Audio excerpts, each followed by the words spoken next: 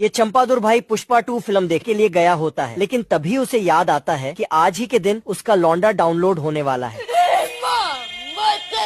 और वो उसके पढ़ाई लिखाई और रहने खाने के खर्चे के बारे में सोच के परेशान होने लगता है। मेरे दिल में बहुत दर्द है। लेकिन तभी वो एक बाल्टी में पानी गर्म करके लाता है। पुष्पा को नेशनल खिलाड़ी समझे क्या? नहीं।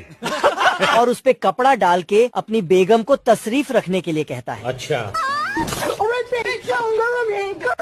यहाँ गांव वाले ऑर्केस्ट्रा का नाच देख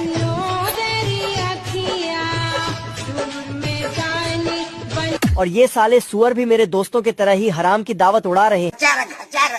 और तो और ये मुर्गी कलाकारी दिखाते हुए पार्लर में धंस जाती है, जहाँ इसका VIP मेकअप हो जाता है। लेकिन ये बेशर्म मुर्गी तो मिले जो तेरे नैना